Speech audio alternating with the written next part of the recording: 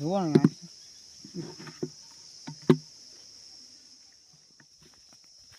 Hello friends, welcome back to my channel.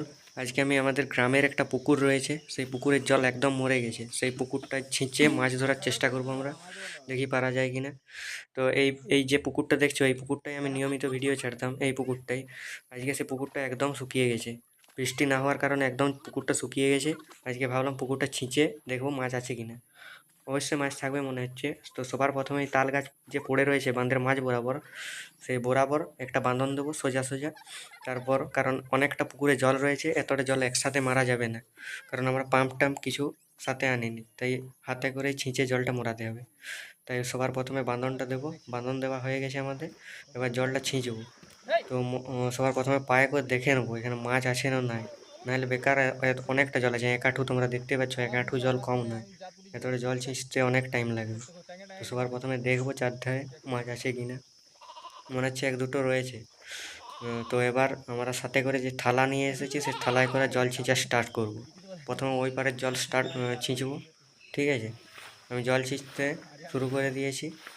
জল ছিঁচার পরে একদম জলটা মরে গেলে পরে যে কাদা আছে, সে কাদা তোমরা হয়তো অনেকে জানো যে কাদাতেই যে জলের মাছ রয়েছে, যেমন চ্যাং গুঁড়ো এইরকম মাছগুলো ওই কাদাতে বেশি বসে থাকে, তাই বেশি জলে পাবো না মাছটা। তাই সবার প্রথমে আগে জলটা মরিয়ে নিতে হবে, তারপরে মাছটা পাওয়া যাবে। তো একদম জলটা মোড়াতে হবে, একটু টাইম লাগবে। তোমরা অবশ্যই ভিডিওর পুরো শেষ পর্যন্ত দেখো ভিডিওটা। আমরা জলটা মোড়াচ্ছি পুরোটা। তারপর যে পাঁক, একদম পাঁক রইবে, সেই পাঁকটা পুরো পায়ে করে ছিটলেই মাছগুলো বেরিয়ে আসবে। একদম তলে তলে রয়েছে মাছগুলো, একদম এক হাঁটু জল আছে, অনেকটা জল। তাই মোড়াতে একটু টাইম লাগবে। অবশ্যই ভিডিওটার সাথে থাকো, শেষ পর্যন্ত দেখো। আর গাইজ, আমাদের সাথে একটা সমস্যা হয়ে যাচ্ছে বারবার। এই যে আমরা জলটা ছিঁটছি না, বারবার অনেকটা জলের চাপ ওইদিকে সৃষ্টি হচ্ছে, আর সেই জলের চাপটা আমাদের এই দিকের বাঁধানো জলের ধারে আবার চলে আসছে। যতবারে ছিটছি আবার চলে আসছে এদিকে জলটা।